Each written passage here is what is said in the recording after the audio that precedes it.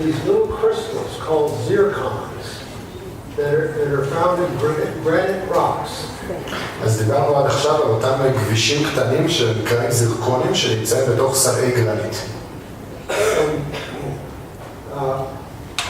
Back in the 1970s, there was a research hole drilled into this granitic rock down 4 kilometers deep. בשנות ה-70 נחפר הפיר הזה בצלע של גרנית, שהעומק שלו הוא 4 קילומטר. And this research was done by the laboratory where I worked, Los Alamos National Laboratory. זה נחפר עבור המעבדה שעבדתי בה, מלוס אלמוס, המעבדה הלאומית. And the purpose was to investigate whether it was possible to extract geothermal energy from hot, dry rock.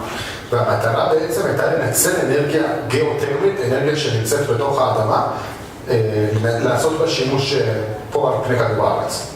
So this was a research project, and so they ran lots of analyses on the rocks that they took out of the hole. עכשיו, בגלל שזה היה פרויקט מחקר, הם ביצעו הרבה ניתוח על אותם סלעים שהם חפרו מהפיר הזה, מהבור הזה. So that work that was done in the 1970s was how it was discovered that zircons have such high levels of helium inside them. בעצם רק באותו פרויקט משנות ה-70 התגלה שבכבישים של הזירקון יש אחוז כל כך גבוה של אורניום. של הליום, סליחה. So this is a little chart showing that the 14 steps that uranium goes through to decay all the way to lead. אז פה אנחנו רואים את 14 השלבים שעובר האורניום במהלך תהליך ההתפרקות, הדעיכה שלו, לעופרת. זה בעצם חומר אחד שעובר להיות חומר אחר, ובדרך עובר להיות כל מיני חומרים. So in the process of going through these decay steps, all of these isotopes are unstable, and they decay to another unstable element. And that process just continues until you get to lead 206, which is stable. בעצם אנחנו מדברים פה על איזוטופ שהוא לא יציב. בגלל שהוא לא יציב הוא מתפרק, אבל גם החומר שהוא מתפרק אליו הוא עדיין לא יציב. ולכן יש לנו תהליך התפרקות שממשיך בין יסודות של כולם לא יציבים, עד שאנחנו מגיעים לעופרת. בגלל שעופרת הוא יסוד יציב, התהליך של ההתפרקות נעצר שם. So in this process, there are 8 what are called alpha particles that are emitted from these 14 steps. There are 8 alpha particles that get emitted in the process. אז בתהליך ההתפרקות, הדעיכה הזה נוצרת לנו קרינה. בתהליך קרינה נוצרים 8 חלקיקי אלפא, נפלטים החוצה. Now, an alpha particle consists of 2 protons and 2 neutrons. חלקיק אלפא מכיל 2 פרוטונים ו2 נוטרונים. And a helium, a nucleus of a helium atom also consists of 2 protons and 2 neutrons. וגם גרעין של אטום הליום מכיל 2 פרוטונים ו2 נוטרונים. So what happens when these alpha particles are emitted and come to a stop, they quickly capture 2 electrons and become helium atoms. אז מה שקורה שכשחלקיקי האלפא האלה משתחררים, הם מהר מאוד מוצאים לעצמם עוד 2 אלקטרונים והופכים להיות אטום של הליום. So these alpha particles become atoms of helium. אז בעצם חלקיקי האלפא הופכים להיות אטומי הליום. And the stable decay products of an atom of U-238 are 1 atom of lead, 206, and 8 helium atoms. אז בעצם התוצרים היציבים מההתפרקות של אותו אורניום 238 לא יציב, הם עופרת יציבה שהיא 206 ו4 אטומים של הליום. So again, we have a zircon atom, and the uranium decays and emits in the process 8 alpha particles that become helium atoms, and finally, at the last stage of it. I would explain with the same elevation. אז יש לנו את הגבי של הסירקון, ומה שקורה בתוכו, שוב הבא, יש לנו את ה-438 שמתפרקים ממנו אותם חלקיקי אלפא שהופכים להיות אטומי הליום, אז יש לנו 8 אטומי הליום, ובנוסף, אטום אחד של עופרת 206. But just as helium leaks out of a party balloon, in a similar way, it also leaks out of a zircon crystal. אבל, בדיוק כמו שהליום יוצא מבלוני הליום, סוף סוף דוגמה בגובה העיניים, אז זה אקסמפל באותו אופן, בדיוק הם גם דולפים החוצה מגבישי הזרקון. So, the helium in a zircon crystal will begin to leak out after it's formed into the surrounding crystal, which often is biotite, a mineral called biotite. אז כשהזרקון הופך למינרל, what's the name again? Biotite. ביוטית. That sounds like Hebrew. כשהזרקון הופך למינרל הזה שנקרא ביוטית, בתוך כדי התהליך ההליום משתחרר החוצה, מתנדף ממנו החוצה. So, it was found, however, that these, back even in the 70s, early 80s, that these granite rocks that were taken out of this hole contained significant amounts of helium. Now so here is the depth. This is the depth in this core.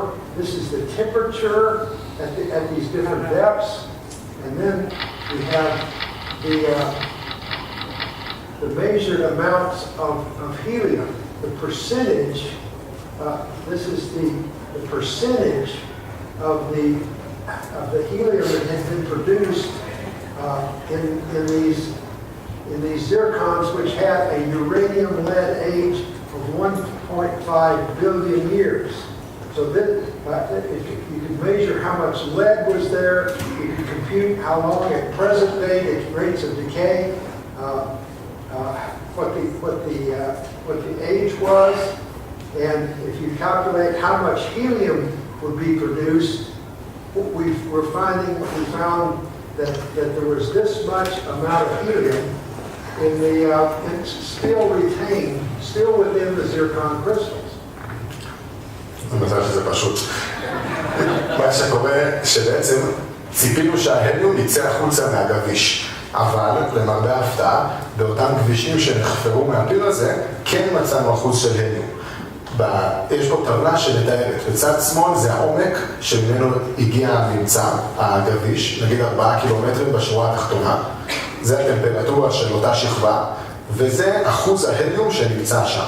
אז בעומק של 4 קילומטרים היה לנו 0.1% של הליום, בעומק של 800 מטר, בשורה העליונה בטבלה היה לנו 80% הליום. כל זה הרבה יותר הליום ממה שהיינו מצפים שבכלל יהיה שם.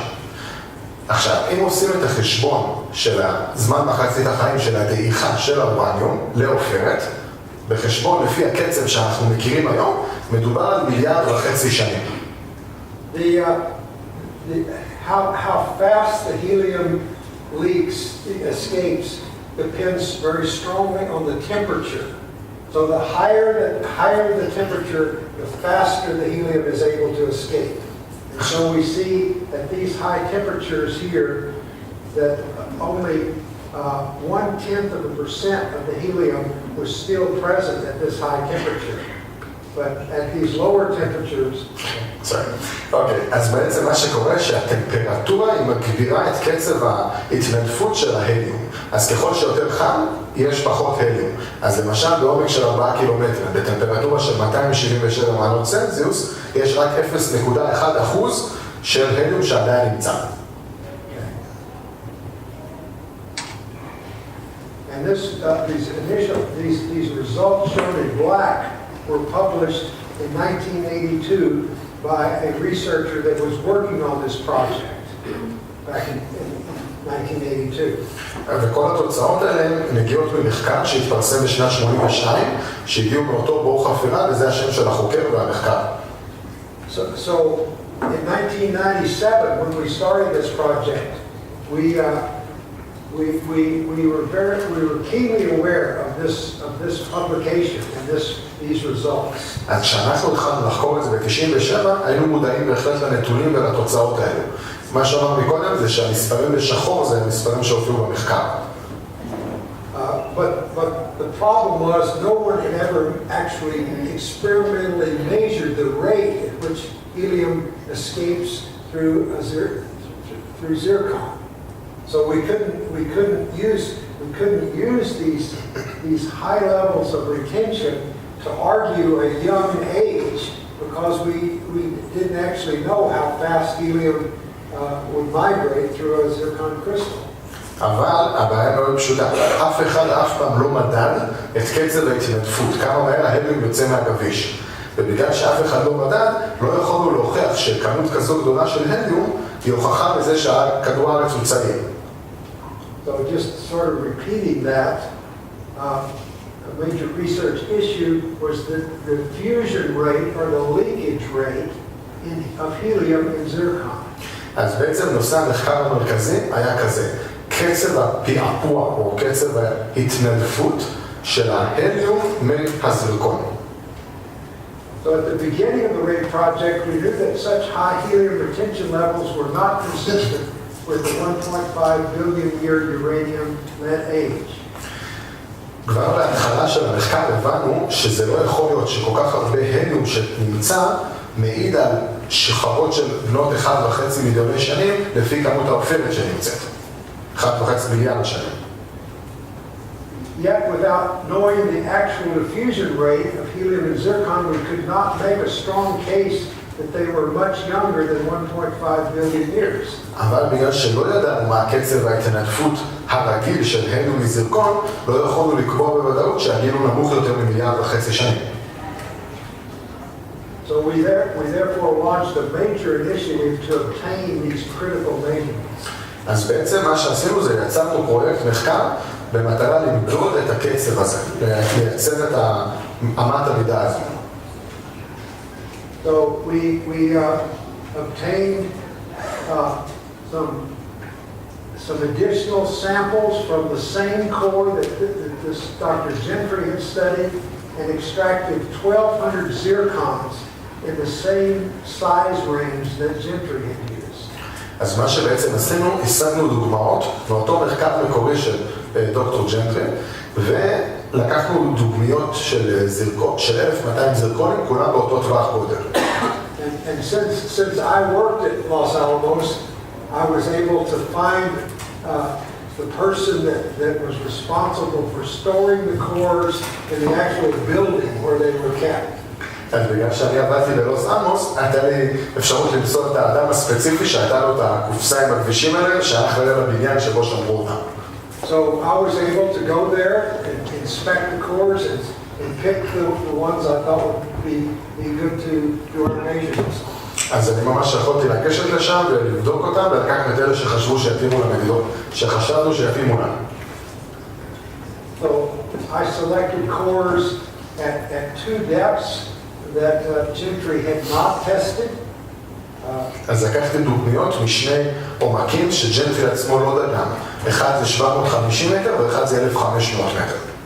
And we then took these granite samples, crushed them, and separated out the zircons from the other crystals in the rock. אז מה שעשינו, לקחנו את הכבישים האלה ומחצנו אותם וניפינו אותם והקלטנו את הזרקונים משאר האבנים, משאר הכבישים. These are some of the zircons that we separated. This is from an electron microscope, and this is from optical microscope image. We use the same size that Gentry used. אז אנחנו השתמשנו באותו גודל של זרקונים שג'נטרי השתמש בהם. בצד שמאל אתם יכולים לראות צילום שנחתנו במיקרוסקופ אלקטרוני, בצד ימין במיקרוסקופ אופטי. And then we contracted with the world expert to measure the helium diffusion rate in zircon. ואז הגענו לאדם שהוא המומחה הכי גדול בעולם למדידה של פעפוע של הליום מזרקוניום.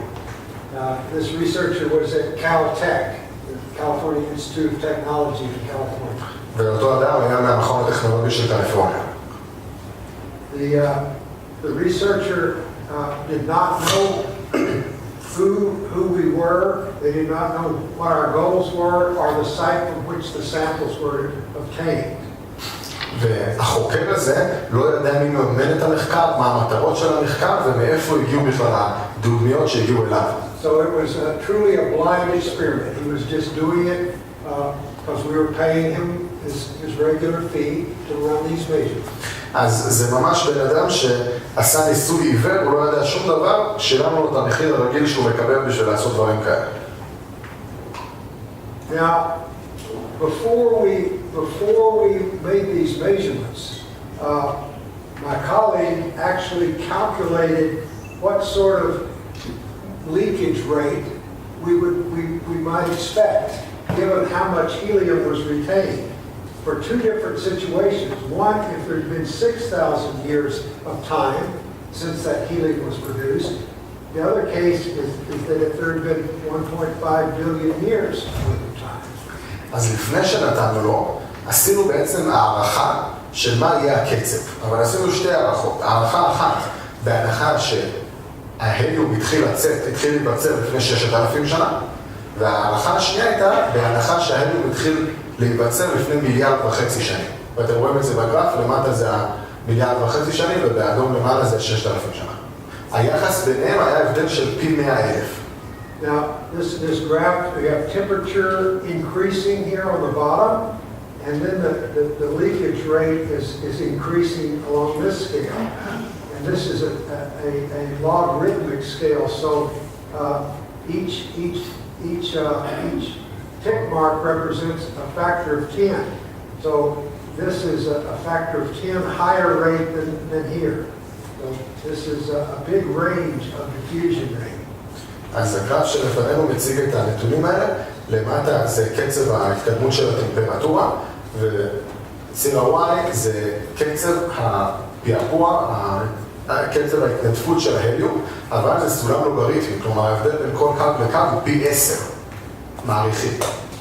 Now, these are the percentage retention that were measured. I showed on the earlier chart. המספרים שאתם רואים פה זה האחוז שנדגם, כמו שראינו בטבלה בעמוד הקודם, שקופית הקודם. So for example, for this temperature, for this sample, one would calculate estimate this kind of diffusion rate if the sample were 6,000 years old, and similarly for the other sample. אז אם פרק הזמן הוא של 6,000 שנה, אז הדוגמית של 42% צריכה מצביעה לקצב מהסוג שמופיע בצד שמאל. אני לא רואה את המספר בדיוק, 10 בחזקת מינוס 17. And so this is not just a straight line, it's a curve because the diffusion rate depends on the temperature. The higher the temperature, the higher the diffusion rate. עכשיו, הסיבה שהקצב הוא לא קבוע, במילים אחרות שהגרף הוא לא קו ישר, היא מפני שכשהטמפרטורה עולה גם קצב הפעפוע גדל. הם מתנדפים מהר יותר ככל שיותר חם. So there's actually a factor of about 100,000, a difference of 100,000 between these two curves. אז בעצם אתם רואים פה אומנם רק 5 או 6 מדרגות, אבל זה הבדל של פי 100,000 בין שתי הערכות האלה. כלומר, הקצב יהיה פי 100,000 יותר גבוה. So we thought, it should be easy to distinguish whether these zircons, with the amount of helium they have, whether it's consistent with 6,000 years or 1.5 billion years. There's such a big difference here. We surely ought to be able to determine which was closer to the truth. עכשיו, בגלל שהפער הוא כזה ענקי, אמור להיות די פשוט להבין לפי המדידת קצב, אם אנחנו מדברים על ניתוח של 1.5 מיליארד שנים או של 6,000 שנה, כי הקצב אמור להיות מאוד מאוד מאוד שונה. And we published this chart in a book we published in 2000, year 2000. ואנחנו פרסמנו את התרשים הזה בספר שהוצאנו לאור בשנת 2000. And then we actually got the results back in 2003. And this is the actual diffusion measurements we got back from the laboratory in 2003. These blue dots here. עכשיו, אלה התוצאות שאנחנו קיבלנו מהמעבדה ב-2003. התוצאות הן מוצגות בנקודות הכחולות, זה מה שקיבלנו ישירות מהמעבדה. So the printing is not real good, but a startling result. The measured diffusion rate, again, in the 6,000 year prediction is within the 95% confidence limits of the measurements. So this curve falls almost precisely along our 6,000 year curve. אז בעצם תוצאות הדגימות, המדידות שקיבלנו מהמעבדה, הם היו על הגרף הזה, שהוא משתלב עם הגרף של 6,000 השנים. זאת אומרת, זה ממש אותו קצב בטווח של 95% ביטחון. So we could hardly believe it. I mean, this was just incredible. These were incredible results.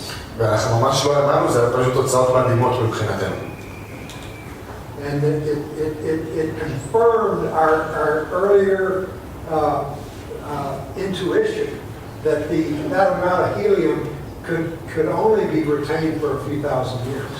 ושמחנו כי זה בעצם אישר את ההשערה הראשונית, את האינטואיציה שלנו, שאמרה שלא יכול להיות שהליום יישאר כל כך הרבה שנים בתוך הזרקון.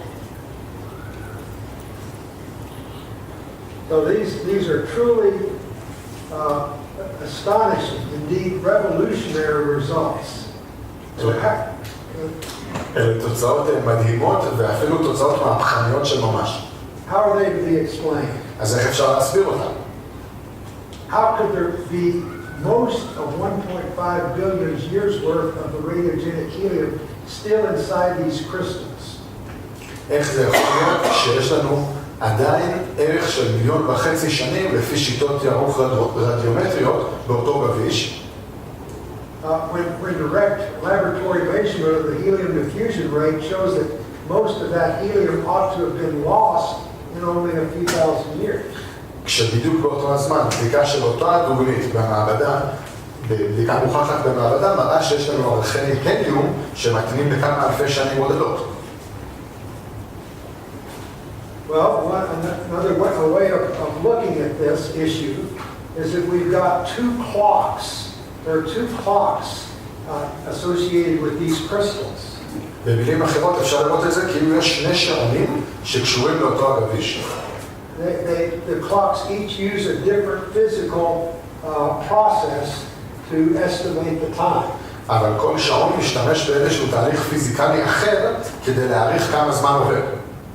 If you use the process of helium diffusion, the amount of time is 6,000 plus or minus 2,000 years. אם אנחנו מודדים את הזמן לפי תהליך ההתנדפות של ההליום, מסגרת הזמן שלנו 6,000 שנה פלוס מינוס 2,000. If you use the process of uranium decay, this clock indicates 1.5 billion years. אבל אם אנחנו מסתכלים על המדידה של ההתפרקות של האורניום, אנחנו מגלים זמן של 1.5 מיליארד שנים. So that clock is based upon the present day measured rates of uranium decay, something that can be measured in the laboratory. We can measure how fast uranium decays. We can measure that uranium half-life. Based on that half-life, and the amount of uranium that is transformed to lead, we get an age of 1.5 billion years. עכשיו, הקצב הזה שאנחנו מבססים עליו את השעון הימני, הוא קצב שאנחנו יכולים למדוד במעבדה. מודדים כמה מהר הוא לוקח לאורניום להתפרק לעופרת. והקצב שקורה היום במעבדה הוא באמת זמן מחצית חיים של 1.5 מיליארד שנים. So which clock is correct? Or if either, which clock is the correct time. אז אם בכלל, איזה משני השעונים הוא זה שצודק? מי מייצג נכון את מדידת הזמן? So our conclusion, and it was based on some other projects, but our conclusion was that the explanation for this difference is that nuclear decay rates must have been much higher during brief intervals in the past, so that this much nuclear decay occurred very quickly during brief intervals in the Earth's past, and produced this much time on this clock. אז המסקנה שהצוות המחקר הגיע אליה, בנוסף לכמה פרויקטים אחרים שקשורים לאותה מסקנה, זה שקצב הדעיכה הגרעינית היה חייב להיות הרבה יותר מהיר, לפחות בתקופות זמן מסוימות. אולי בפרקי זמן קצרים הקצב היה מאוד מהיר, וזה יסביר תוצאה של זמן הרבה יותר ארוך. So earlier I showed those three assumptions that are made with using radioactive decay to measure the age of a rock. And that third assumption was that the decay rates had been constant from the beginning. And we are... אז מה שראינו מקודם זה 3 הנחות עבודה שבעזרתם מודדים את משך הזמן, משך החיים של הסלע. וראינו שההנחה השלישית אומרת שקצב ההתפרקות, קצב הדעיכה הוא קבוע.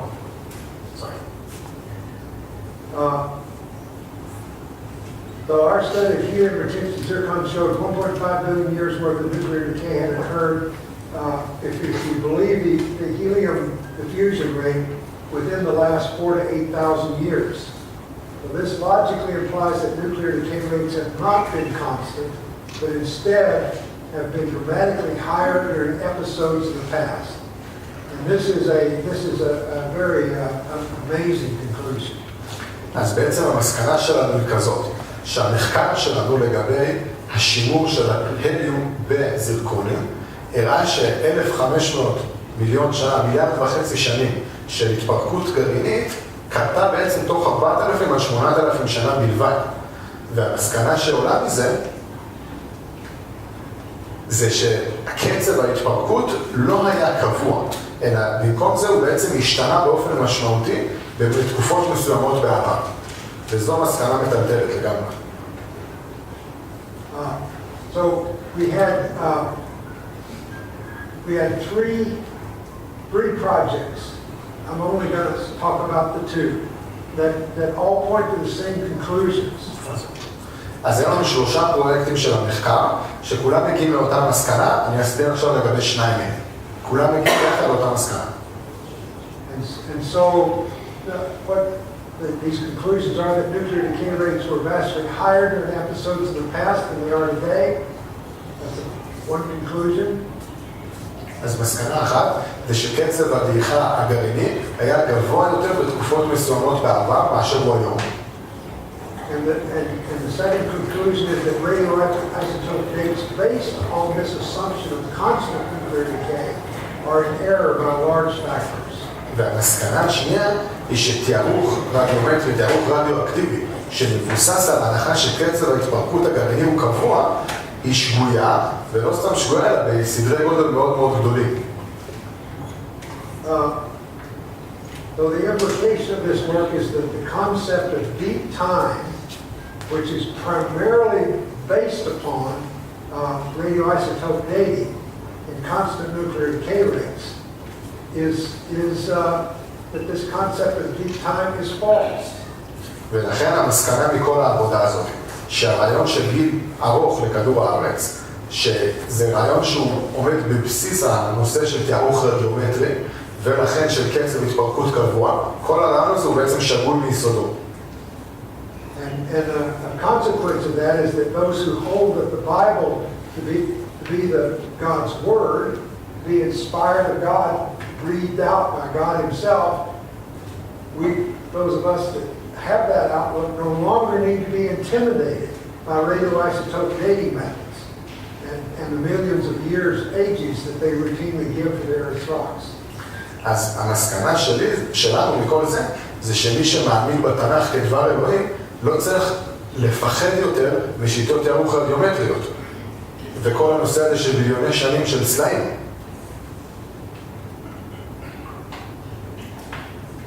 So these are the three projects that led to this conclusion.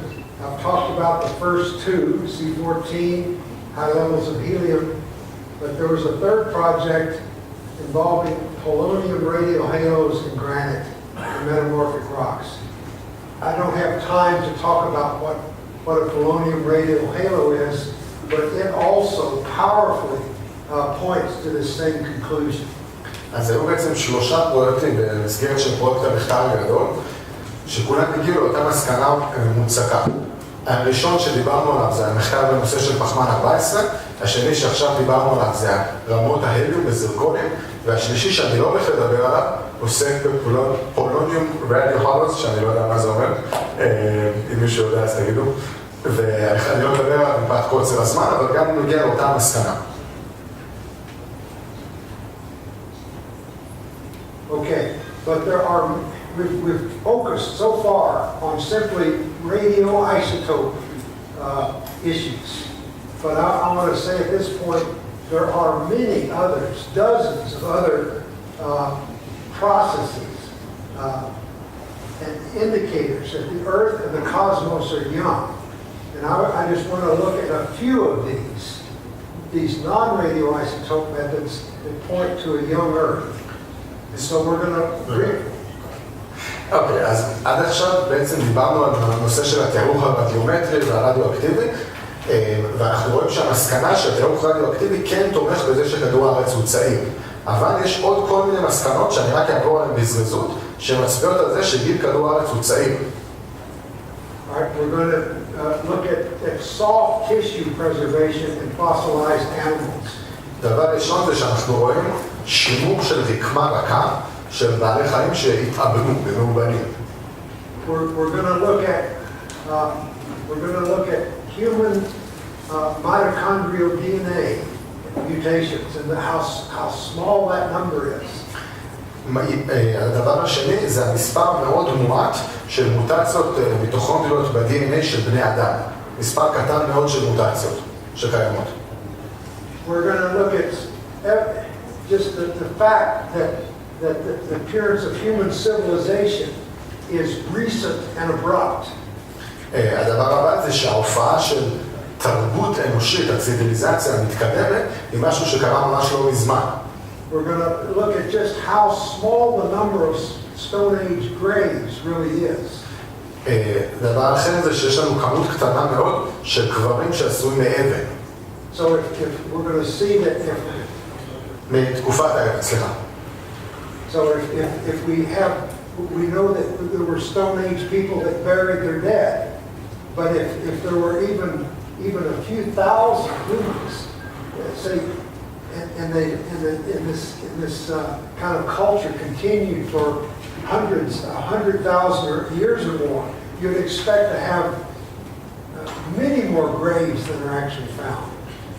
בעצם אם היו אפילו רק כמה אלפי אנשים שחיו בתקופת האבן, היינו מצפים שתוך 100,000 שנה או יותר של חיים יהיו הרבה יותר אנשים, ובגלל זה גם הרבה יותר גופות או קברים שלהם. ואנחנו לא מוצאים כזו כמות גדולה של קברים של אנשים בתקופת האבן.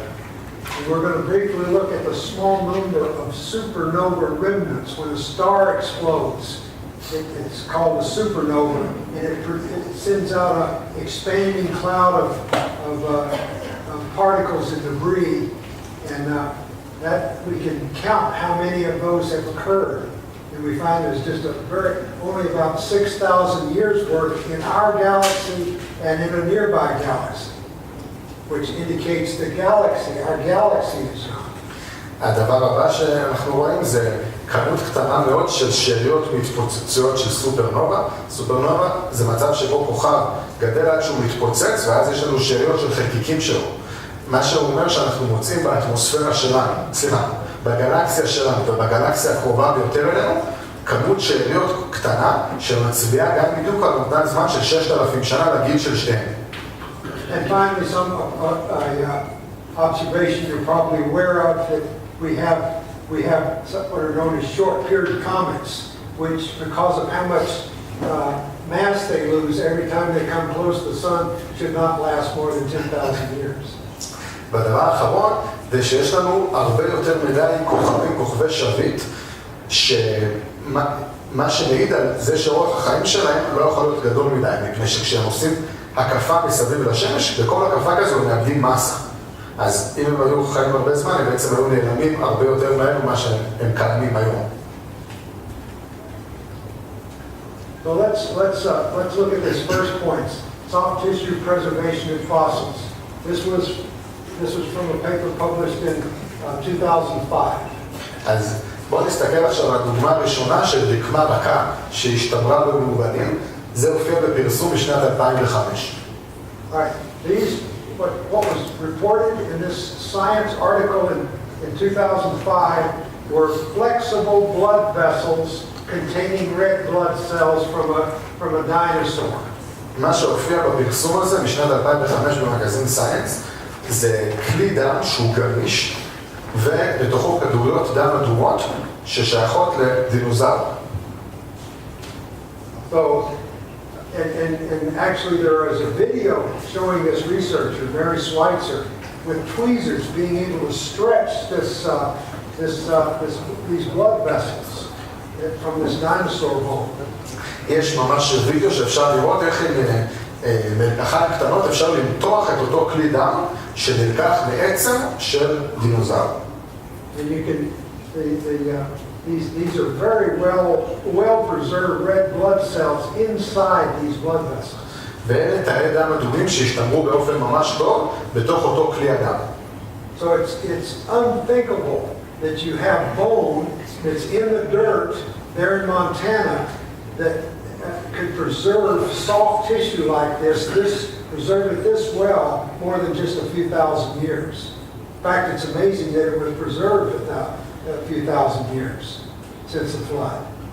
But it's unthinkable, it's just entirely unthinkable that it could have survived for 65 million years. אז בעצם אין שום סיכוי שעצם כזאת תישמר לה בתוך האדמה של מונטנה במשך אפילו אלפי שנים. אלפי שנים זה כבר מדהים לראות שהשתמרה. אין שום סיכוי שהייתה יכולה להשתמר עם כלי דם חיים גמישים במשך 65 מיליון שנה, שזה התארוך של הדינוזאור בתקופה. Some of you may find all the physics of radioisotopes too difficult to connect to. But you should be able to imagine, to understand that soft tissue should not be preserved for millions of years. אז אולי לכאן מאיתנו קצת קשה להתחבר לכל הפיזיקה המורכבת של תיארוך רדיואקטיבי, אבל אתם יכולים להבין למה זה לא הגיוני שרקמה רכה תישמר במשך כל כך הרבה שנים. So, since this was published about 11 years ago, אז זה פורסם לפני 11 שנה בערך. They have found soft tissue in many more dinosaurs. Something like 30 to 40 dinosaurs, now different dinosaurs, they now have soft tissue discovered and published from these dinosaurs. אז במשך 11 השנים שעברו מאז אותו נמצא, נתגלו עוד הרבה מאוד כלי דם חיים ורקמות חיות בדינוזאורים. הוא מדבר על בערך 30-40 דינוזאורים שונים שנמצאו בהם רקמות רכות. רקמות רכות לא חיות, סליחה. So this is a paper on a duck-billed dinosaur, also from Montana, that has similar high-quality preservation. אז זה דוגמה של דינוזאור אחר, גם עם מונטנה, שיש לו גם דוגמאות שהשתמרו באופן מצוין. So it also has flexible blood vessels with red blood cells in it. גם לו יש כלי דם גמישים שבתוכם יש כדוריות דם אדומות. And this is some bone tissue. It shows collagen fibers that are preserved in this bone tissue. זאת עצם שיש בתוכה סיבי קולגן, זה החומר שמרכיב את העצם, שהשתמרו בפנים. And it also has this is a what's called an osteocyte, a bone cell that is a prominent aspect of bone. So you have a well-preserved bone cell inside the bone also. וממש בתוך העצם יש תא עצם שהשתמר היטב בתוך העצם עצמה. And in the fluid that she cut in dissolving this material away. In the fluid they had, she found these bone cells floating, very well preserved bone cells there in that fluid. וכשהם שטפו את זה בעצם, הם ראו בנוזל שיצא גם תאים של עצם בפנים.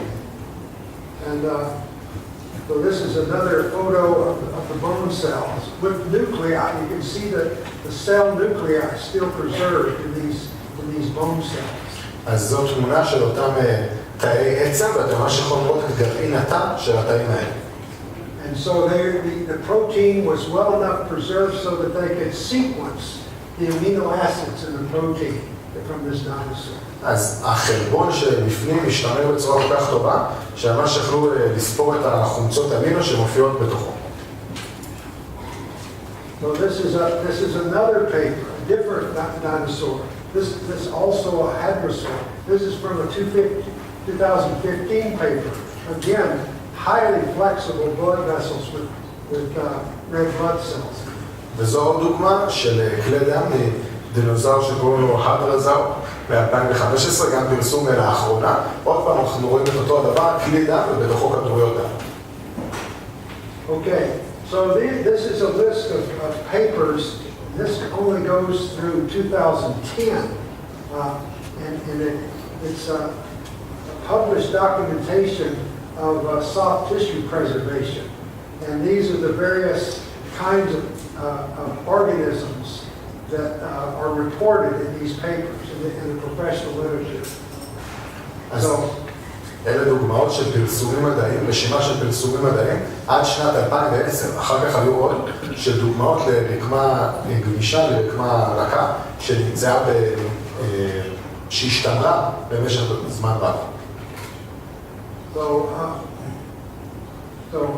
for example, this one is a reporting of a soft frog intact frog, bloody frog bone marrow, and so on. מה זה אינטקט? כן, אז זה דוגמה של בעצם צפרדע, חתיכה מצפרדע שהשתלבה קיימת, ועוד חתיכה של גם מצפרדע אחרת. And look at the evolutionary age where these are found in the geological record. You know, some of them 250 million years. Live bacteria preserved in these rock salts in New Mexico. אלה תיארוכים האבולוציוניים של אותם ממצאים. הוא נותן דוגמה של ממצא מספר 8, שבתוארך להיות בין 250 מיליון שנה, ובעצם מצאו חיידק חי שנמצא בתוך סלעי מלח. And again, more examples of amazing soft tissue preservation. ועוד דוגמאות מדהימות של רקמה רכה שנמצאו. Okay, so that's one major point. Most of you could communicate to another person this evidence of soft tissue preservation. There are just dozens of papers in the literature documenting spectacular examples of that. Just unthinkable if these things have been in the ground for tens or hundreds of millions of years. אז זו דוגמה ממש טובה שאתם יכולים להשתמש בה כשאתם משוחחים עם אנשים, שיש כל כך הרבה עשרות פרסומים מוכחים ומוכרים של רקמה חיה, רקמה גמישה, שנמצאה, ובדברים שכביכול מתוארכים לעשרות או מאות מיליוני שנים. ברור שזה לא יכול להיות.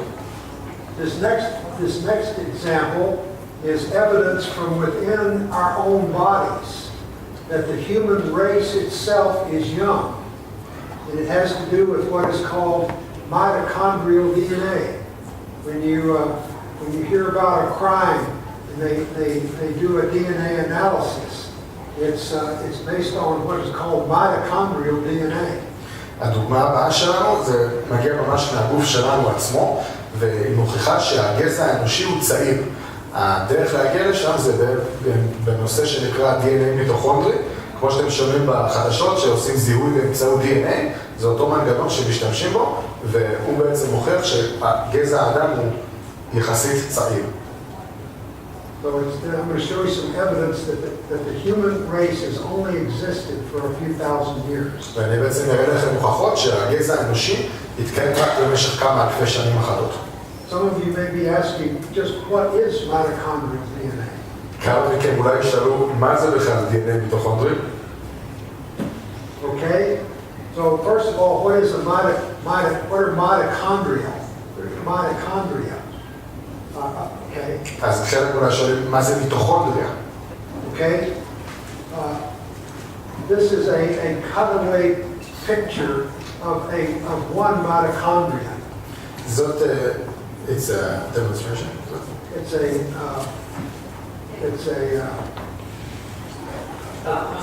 illustration. יש לנו פה הדגמה של מה זה מיטוכונדריה. And these are very tiny. In some of our cells, we have 1,000 mitochondria. They're called organelles in our cells. And we can have as many, sometimes more than 1,000 in a single cell. זה בעצם חלקיקים שנמצאים בתוך התאים שלנו. יכול להיות שבתא בודד יהיו אפילו למעלה מ1,000 חלקיקי מיטוכונדריה כאלה. These are often referred to as the powerhouse of the cell. מתייחסים אליהם בתור התחנת כוח של התא. Because most of the cell supply they generate most of the cell supply usable chemical energy, a molecule called ATP. מפני שמייצרים את האנרגיה הכימית בשביל הפעילות של התא, מייצרים מולקולת אנרגיה שנקראת ATP. So cells that use a lot of energy, that are like our heart cells, our muscle cells, even our liver cells, tend to have lots of mitochondria. אז תאים שדורשים הרבה אנרגיה לפעילות שלהם, כמו למשל הלב שלנו, השרירים, הכבד, מכילים בתוכם הרבה מיטוכונדריה. But each of these mitochondria has a little piece, a circular loop of DNA.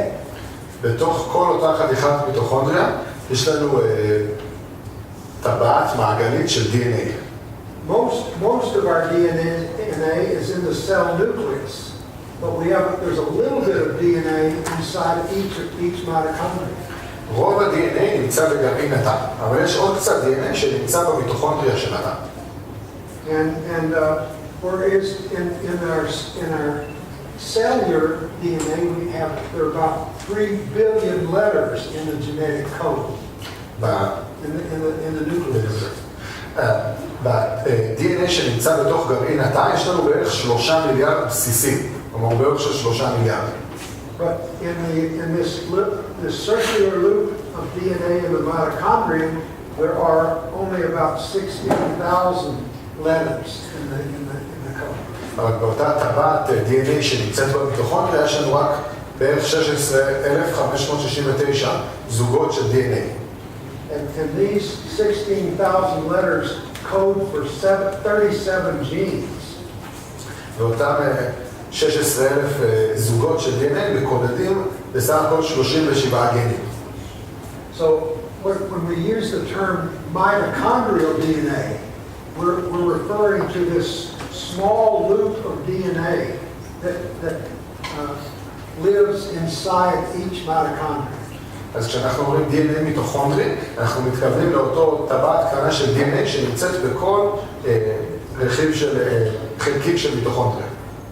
So it turns out that just like our DNA in our nucleus undergoes mutation, that there are mutations that take place in the mitochondrial DNA.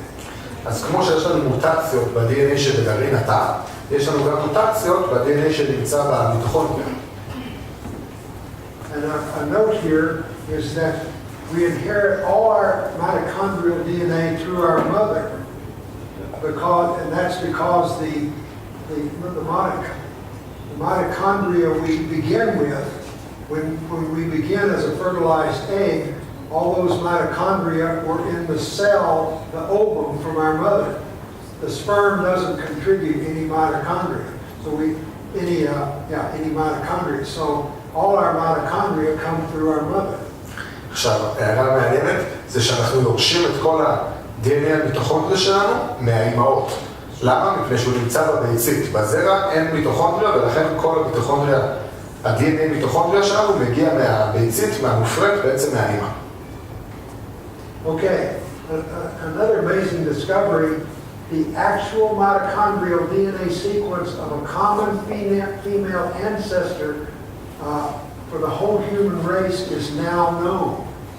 אז תגלית מדהימה שהתגלתה לאחרונה, שהרצף של ה-DNA המיטוכונדרי של הנקבה, האימא של הנקבה הממוצעת, של כל הגזע האנושי הוא בעצם אותו הדבר והוא ידוע. כן, זאת אומרת, לכל הגזע יש את אותה האימא. So this is a publication in the standard literature by a creationist. אז זה נראה בספרות המוכרת על ידי מדען שמאמין בבריאה, בבריאת אלוהים. Now, his name is Rob Carter. He works for Creation Ministries International. קוראים לו רוב קרטר והוא עובד בשביל ארגון שעוסק בנושא של חקר הבריאה.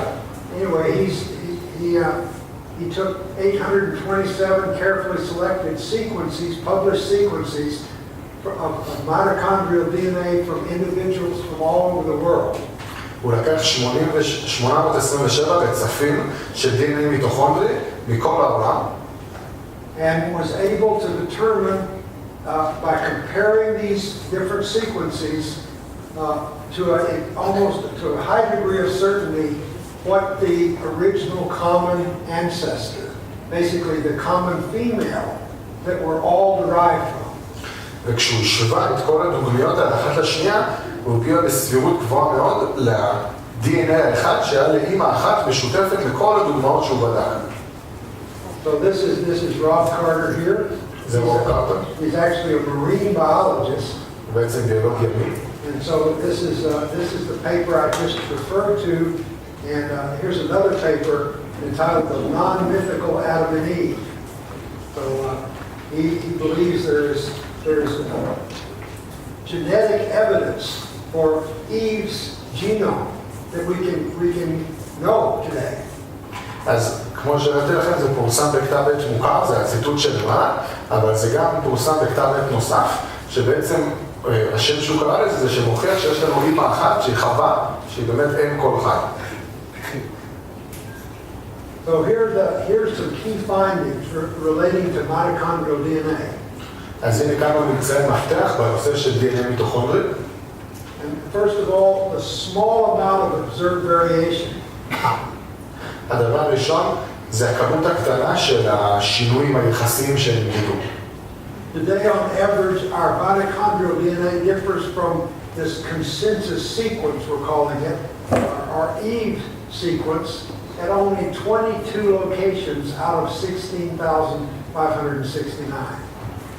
אז בעצם אנחנו רואים שה-DNA המיטוכונדרי הקיים שיש לנו היום, הוא בעצם שונה בסדר שלו מאותו אחד קדום, רק ב-22 מתוך 16,569 מיקומים.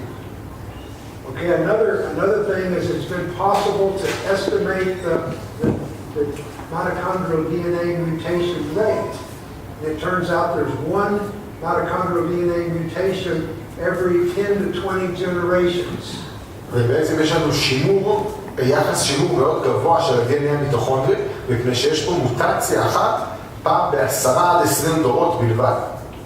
So this suggests, assuming that rate has been relatively constant, only about 200 to 400 generations of humans have existed since our common female ancestor. ולכן זה מצביע בחישוב על זה שעברו בין 200 ל-400 דורות בלבד אנושיים מאז אותה אימא הקדומה.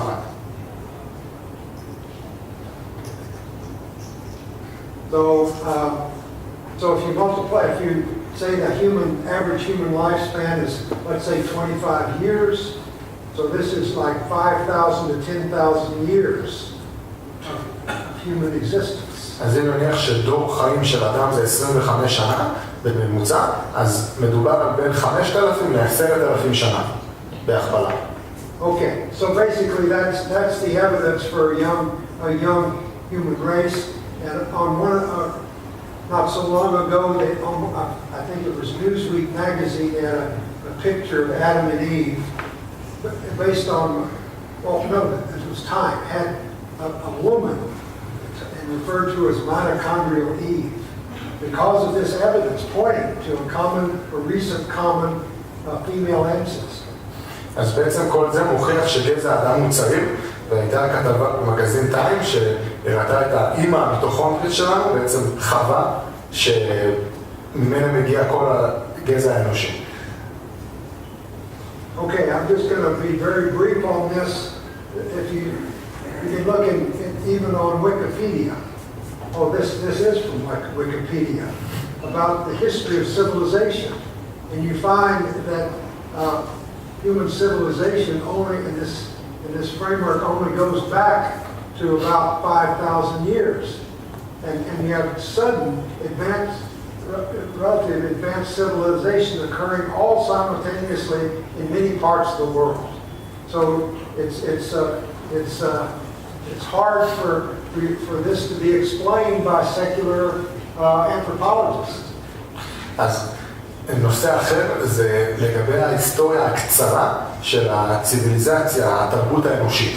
מה שאנחנו רואים, וזה מאמר מתוך ויקיפדיה, יש פה את הכותרת שלו, זה שאנחנו רואים ב-2000 שנה לפני הספירה, it's 2000 BC, right?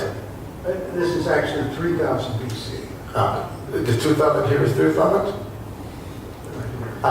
בעצם אנחנו רואים שכל ההיסטוריה היא בערך עד 2000 שנה לפני הספירה, תרבויות גדולות, ומתחת לזה 3000 לפני הספירה, זה ממצאים מאוד דומים שנמצאו בהרבה מקומות בעולם. כלומר, זו לא תרבות אחת. And I would say there's reason to question some of the dating for this older part. ואני אפילו אומר שאני מפקפק קצת בתיארוך של אותו חלק ותיק יותר. But we have sudden appearance of writing, literacy, cities, agriculture, government, division of labor, and other aspects of advanced civilization just appearing out of nothing almost. יש לנו כמה קריטריונים שמופיעים בחברה שהיא נחשבת כמפותחת, זה כתיבה וספרות, ערים, חקלאות, ממשל וחלוקת עבודה, וכל הדברים האלה בעצם מופיעים יש מאין באיזושהי תקופה מסוימת. I might say at this very lowest level, you find schools where they're teaching mathematics and reading and writing, right, the lowest occupation of Ur there in Lower Mesopotamia. Just suddenly that appears. אז בעצם במיקום הכי קדום של תרבות מערבית, באור של מסופוטמיה, אור כסדים, אנחנו רואים ממצאים של בית ספר שמלמד כתיבה וחשבון, וכל זה כאילו מגיע משום מקום. Okay, just a quick word on the small number of Stone Age graves. This is an example of a burial recently found in Russia with beads. It must have been a fairly prominent man, but this anthropologist says the problem is that these burials are so rare. There's only 3 per 1,000 years for all of Eurasia during the Upper Paleolithic. If you translate that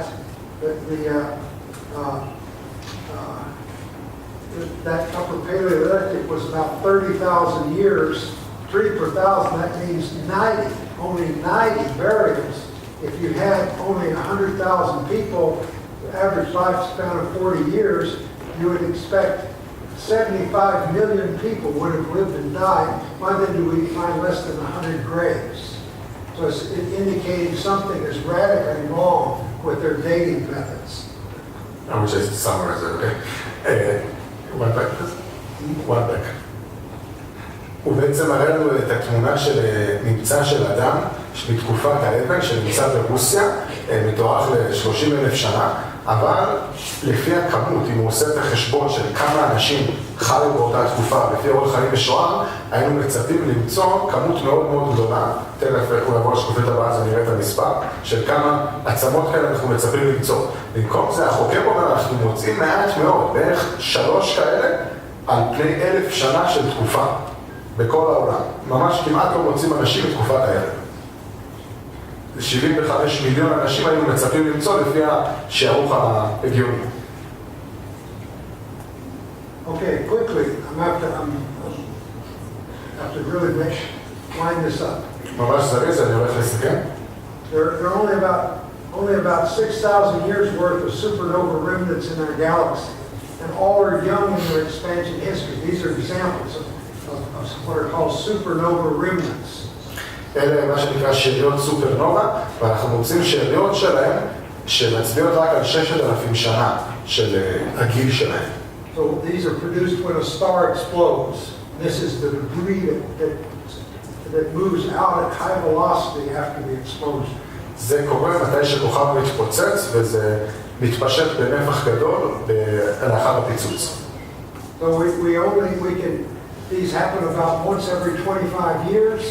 זה קורה רק אחת ל-25 שנה בערך. And we only have a little more than 200 of them in our galaxy. ויש לנו רק 200 כאלה בכל הגלקסיה שלנו. And so that means our galaxy is on the order of only 5,000 to 6,000 years old. אז זה אומר שהגלקסיה בת 5,000 עד 6,000 שנה. And this is also true of the nearby galaxy known as the Large Magellanic Cloud. אותו דבר גם בגלקסיה שהכי קרובה אלינו, שנקראת הענן המגלני הגדול. לא יודע איך קוראים לו בעברית. And I'll emphasize, you can also estimate how long it's been since the star exploded by the size of this supernova remnant. And all that we see they're also young, less than 6,000 years old in their expansion history. יש עוד דרך להעריך את הגיל של הכוכב, מתי רק שהוא יתפוצץ, לפי הגודל של הסופרנובה. ולפי הגודל של הסופרנובה אנחנו יכולים להגיד שכולם היו צעירים כאשר הם התפוצצו. So that means our galaxy is young. וזה אומר שהגלקסיה שלנו היא צעירה. And this last one has to do with the comets. Each time a comet orbits close to the sun, it loses 5 to 10% of its material. הדבר הבא זה לגבי הקיום של תקופות הזמן של כוכבי שביט. כל פעם שכוכב שביט עובר ליד השמש שלו, הוא מאבד בין 5 ל-10% מכמות החומר. And so these, at this rate, short orbit comets should not last more than 10,000 years. How could there be any of these short period comets left after 5 billion years? ולפי הערכה הזאת, כוכבי שביט שיש להם מסלול הקפה קצר, לא אמורים להתקיים מעל 10,000 שנה. אז איך זה יכול להיות שהם יתקיימו במשך 5 מיליארד שנים? Alright, so just to close up here, just as I said in the early slide, there's a ferocious intellectual assault raging against the foundations of biblical faith. אז בואו נסכם, אנחנו רואים שיש פה בעצם מתקפה אינטלקטואלית חמורה נגד יסודות האמונה המשיחית. At the heart of this assault is the agent of the earth. ובמרכזה של המתקפה הזאת זה גיל כדור הארץ. And so we've got these things that are raised up against these strongholds raised up against the knowledge of God. ואנחנו ראינו את אותם מבצרים שקמו כנגד האמונה בדבר אלוהים, באלוהים עצמו. But the scripture we read in the beginning, the Apostle Paul says that our task is to pull down these fortresses, destroying speculations and every lofty thing raised up against the knowledge of God. You know, maybe not all of you are called to that, but I'm guessing some of you are called to that kind of ministry of challenging these strongholds, pulling down these strongholds. והפסוקים שקראנו מקודם, המילים של שאול השליח אומרות שאנחנו צריכים להיאבק ובעצם להפיל את אותן התנגדויות שעומדות מולנו. ואולי זו לא הקריאה של כל אחד, אבל יכול להיות שיש כאלה שנמצאים כאן, שזו כן הקריאה שלהם, לקום ולעמוד נגד השקרים האלה. So we have some books that you can get. There's one on, I show 2 on the Rate Project. One is entitled Thousands Not Billions, Thousands Not Billions. And it's a paperback covering the primary rate results written from a non-technical person. אז יש 2 ספרים שאולי יעניינו אתכם. אחד זה ספר של פרויקט המחקר שלהם, פרויקט שנקרא Thousands Not Billions, כלומר אלפים ולא מיליונים של שנים. זה ספר של 190 עמודים והוא מיועד לאדם לא טכני. And then our main publication for our rate project was this 800-page book that have detailed technical descriptions of our projects called radioisotopes in the aging earth. אז הממצאים המלאים של המחקר מתועדים בספר הזה, שנקרא תיארוך רדיומטרי וגיל כדור הארץ, ספר של 800 עמודים, שהוא כולל את כל הממצאים המלאים, כולל כל הפרטים המקצועיים. Today, each chapter is available as a separate PDF file for free. You can download it off the internet. והיום כל הספר הזה בעצם אפשר להוריד אותו באינטרנט, כל פרק בנפרד בתור קובץ PDF, יש פה את הכתובת של האתר. And it's at the Institute for Creation Research website. וזה האתר של מכון מחקר הבריאה. Okay, so thank you very much. I'm glad to see so much interest, and may God bless you greatly in this wonderful land of Israel. תודה רבה, אני שמח לראות אותך.